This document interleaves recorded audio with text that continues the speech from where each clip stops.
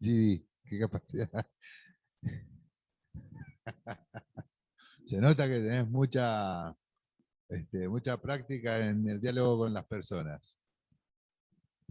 Son estos jóvenes los que tienen que tomar los gobiernos. De caso contrario, vamos a ir tropezando con la misma piedra. Así que el desafío es que la juventud cada vez se organice más, busque más respuestas y sea partícipe activa de la política y de la política partidaria, porque el mundo se maneja así y no hay manera de hacerlo de otra manera. Así que convocarte desde esa hermosa juventud que le da oxígeno al mundo, porque esa Amazonia es la responsable de ser uno de los pulmones que nos va a permitir salir de este terrible cambio climático. Así que acá quienes estaremos poniendo los cimientos y ustedes trepando hacia esas cordilleras. Bueno, muchas gracias, Gidi Kester, de ahí de Perú, de la Amazonia.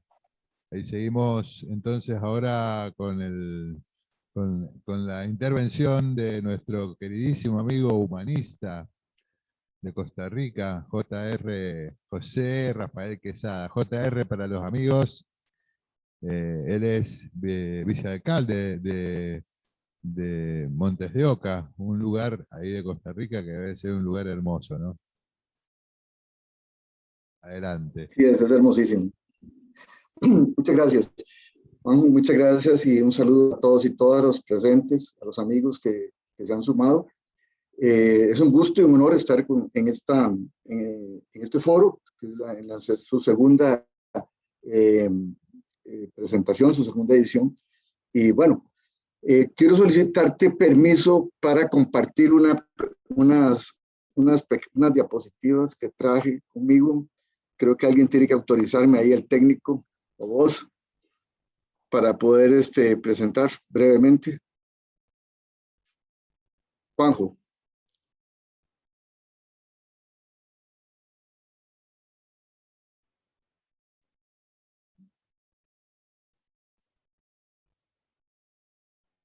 Vamos a ver cómo les va.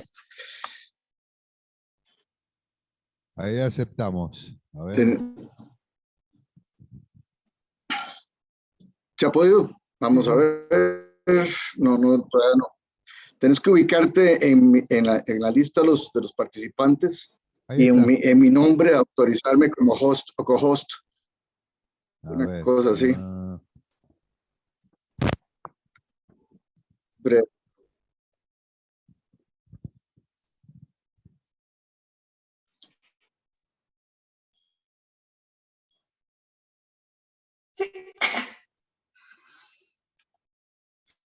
Salud, Magda.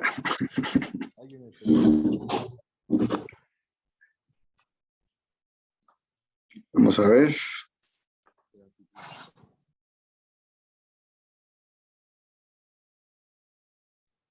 Bueno, ahí estuvo. José Rafael Quesada es el...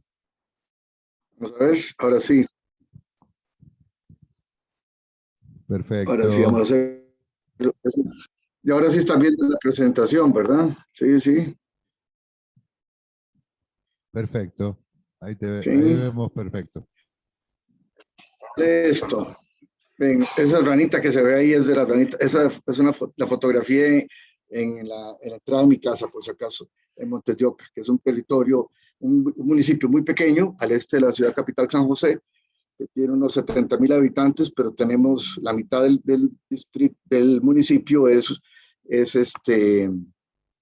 ¿cómo se llama? Es zona rural y con una cobertura boscosa de un 80% del territorio, y eso es digamos, muy, muy hermoso porque hace la diferencia en las cosas que se pueden proponer para desarrollarse. Y en ese ámbito es que queremos hablar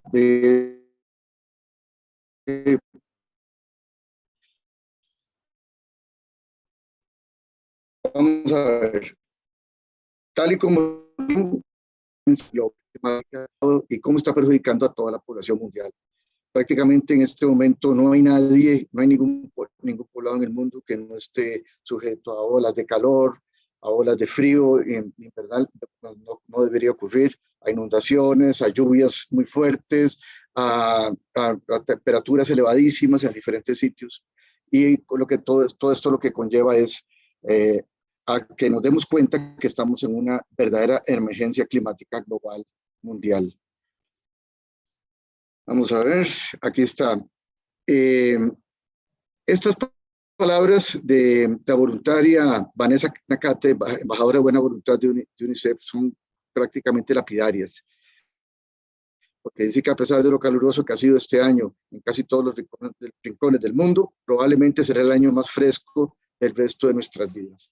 Esto, más que una frase linda, es prácticamente una amenaza para las nuevas generaciones, a propósito que decía el compañero peruano, el amigo peruano, porque es grave la situación. Entonces, nosotros estamos planteándonos en la municipalidad y como humanistas, quiero contarles que estoy en la Ciudad de México, además de eso, Juanjo, amigos, porque estamos en actividades del movimiento humanista y de la escuela y del mensaje acá en México. Y realmente la situación que uno observa al transcurrir en estas ciudades y estos poblados mexicanos y con la presencia de lluvias muy fuertes y huracanes e inundaciones, es que la cosa se ha vuelto muy compleja y que prácticamente con todo lo que está ocurriendo y la gente y la amenaza que recibe la gente en todas partes, es que solo queda pensar en términos de protección del ser humano, y ese es el enfoque que queremos darle a cualquier política que se trace desde los territorios para poder atender la crisis climática, para poder mitigarla y poder darle una respuesta a la población en definitiva. Vean, este mapa tiene más o menos, corresponde a casi un mes. En Costa Rica pasó una tormenta en Centroamérica que golpeó muy fuertemente a nuestro país, a Colombia, a Venezuela en su origen, y luego llegó a Centroamérica, destruyó, provocó múltiples inundaciones en todo el territorio nacional. Ahí ven los tipos de alerta, como el uso de los colores del semáforo. Y en estos días tuvimos más o menos, de que pasó de la tormenta, unos 100 a 125 eventos climáticos o fenómenos climáticos como inundaciones, deslizamientos, destrucción de carreteras, subida de los ríos, destrucción de puentes, más o menos 100 eventos diarios durante 5 días. En un país muy, muy pequeño, de casi 6 millones de habitantes en Centroamérica, y lo mismo pasó en Nicaragua, lo mismo pasó en El Salvador, en Honduras y en Guatemala. Y luego sale el huracán de nuestro territorio, de nuestra Centroamérica, pero la estela de destrucción y muerte fue bastante complicada. Aquí hay unas fotografías directas de las zonas urbanas. Esto no son zonas rurales, son zonas que fueron destruidas. Ese efecto directo del cambio climático. Este año en Centroamérica, sobre todo en Costa Rica, llovió en pocas semanas lo que ha llovido en un invierno total fuerte en los últimos años. Por ejemplo, el 28 de septiembre en Costa Rica cayeron en nuestro municipio 53 milímetros por metro cuadrado. Eso es la lluvia de una semana en 30 minutos. Y hubo 15 sectores inundados en el municipio. De ese nivel son los daños que están teniendo.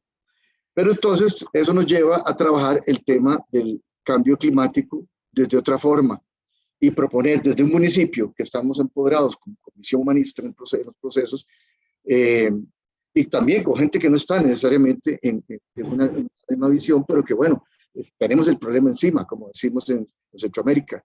Los eventos climáticos son cada vez más acelerados y destructivos. Los fenómenos de urbanización y presión social en las ciudades generan todavía y agudizan los problemas por el tapizado de cemento que se produce en nuestras ciudades. En los sectores agrícolas, además de la crisis que produce la economía global y la acumulación de dinero, la destrucción de la agricultura forma parte también de las destrucciones que produce el cambio climático, de los efectos directos. Y las decisiones políticas en los hechos de poder tienen que bajar, tienen que en su momento cambiar y también llevarlas al territorio directamente, si queremos que haya un efecto de demostración importante para los demás municipios en todo el planeta.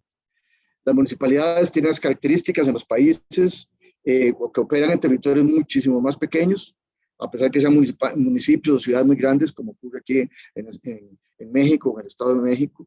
Y, sin embargo, ocurre un fenómeno muy particular, que cuando se plantean soluciones en un municipio, los demás municipios en los territorios comienzan a copiar o a emular o digamos, a observar los efectos que producen las decisiones políticas y comienzan a copiarlos. Desde ahí es importante también que haya una justicia climática que se plantee como, digamos, como tema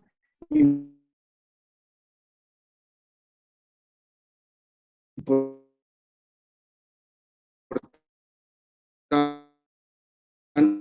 en los ministerios ambientales muy especializados que contribuyen a, digamos, a propiciar que se logren impulsar y aplicar las políticas debidamente. Pero aún así, la resistencia cultural, la resistencia social, la resistencia del poder económico es grande y entonces se requiere nuevamente seguir presionando.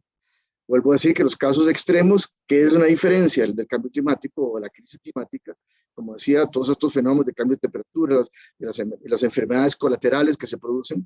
En Costa Rica, por ejemplo, los médicos dicen que todos los costarricenses tenemos algún nivel de enfermedad producto de los, digamos, o efecto del cambio climático. Las rinitis, las alergias, prácticamente los casi 6 millones de costarricenses las tenemos, y es producto de estos cambios que se están produciendo en el clima. Y aumento de la humedad, aumento de las cantidades de agua, o los cambios bruscos de temperatura, de un momento seco en el día a un momento muy húmedo, y produce estos fenómenos.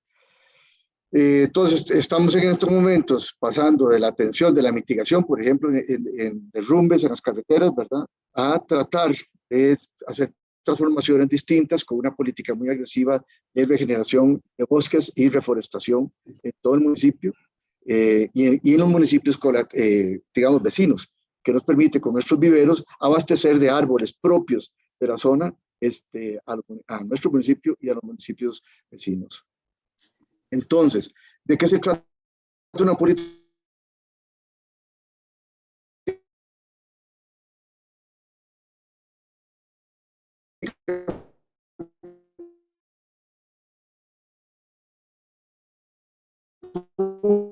pública de emergencia climática?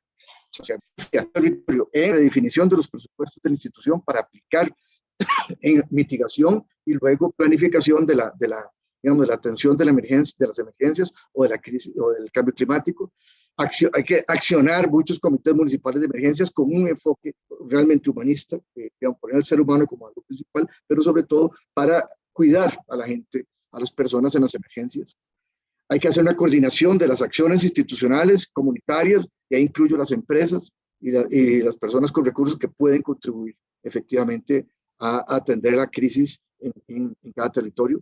Hay que hacer una elección directa y la política tiene que incidir en los planes de ordenamiento territorial o planes reguladores y en cualquier política pública que se trabaje en el municipio o en el gobierno regional debe introducir elementos y tiene que introducir elementos de planificación y mitigación del cambio climático. El intercambio de experiencias, como decía hace unos minutos, y la solidaridad entre municipios es fundamental.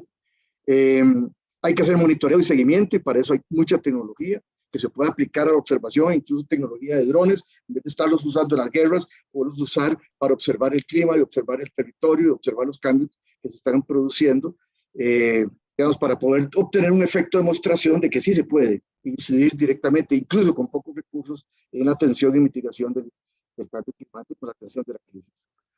Vamos a ver.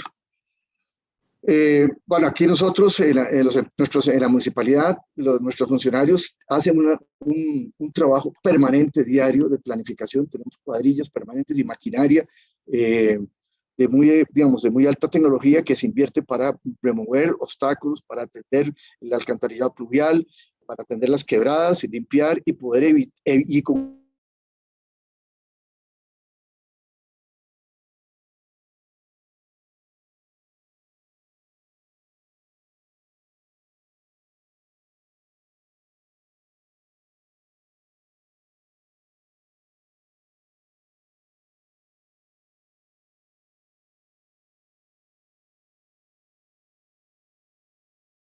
digamos, del nivel de agua en todo momento en los ríos, medición de la temperatura en las zonas, en las calles, en las zonas abiertas, parece mentira, pero la cobertura de asfalto o de cemento en las ciudades, en las calles, significa un aumento de la temperatura en el ambiente en las ciudades. Eso hay que cambiar. Medición de la presión atmosférica, el nivel de contaminación sónica, el nivel de contaminación de las aguas, etc. Medición de los gases de efecto invernadero permanentemente en el territorio. Eso nos permite también estudiar la masa arbórea y hacer una vigilancia comunitaria con estos 3 elementos importantes de la política pública de cambio climático. Los valores que decíamos que debe contener una declaración de emergencia climática municipal y que en estos momentos nosotros estamos en proceso de aprobación interna en nuestro municipio y probablemente eso va a incidir a nivel nacional, en el ámbito nacional, para hacer una política nacional de cambio climático. Trabajar digamos, como ser humano como valor central, como un valor, la economía circular, el sistema solidario, y luego ampararme en lo que decía Juana Pérez de España en la aplicación de experimentos, digamos, de la aplicación de la renta básica universal e incondicional muy pronto, lo más que se pueda. Los programas locales de atención de la crisis climática tienen que ser inmediatos. Y sobre todo la municipalidad, que realmente está más cerca de la gente, digamos, en los estados. Y eso también tiene que incidir en una reactivación económica, sobre todo a nivel de economía circular, la activación de las pequeñas empresas, el surgimiento y promoción de los nuevos negocios ambientales, como con la producción de miel, la producción de pesca en las ciudades, en las zonas urbanas directamente, en los terrenos baldíos, programas de regeneración de bosques y hacer mucha investigación y desarrollo que en nuestros países, sobre todo en América Latina y en el llamado tercer mundo, es de lo más escasa que se hace en inversión de los estados y de los municipios. Obviamente tenemos que tener una visión ecológica y social con todas estas cosas que le hemos propuesto, y esto ya lo contiene nuestra política de cambio climático, para una visión diferente, con materiales, con, digamos, también con una recuperación de la memoria histórica y social ambiental que integre a las personas, a las comunidades, en los procesos. Y bueno, volviendo, queremos, esto es Pancho. Pancho vive como otro montón de sus congéneres en el Parque del Este, en un santuario ambiental que hemos construido. Él llega siempre a visitarnos, a pedir comida. Obviamente no se le puede dar porque si no se acostumbra y no es bueno para ellos.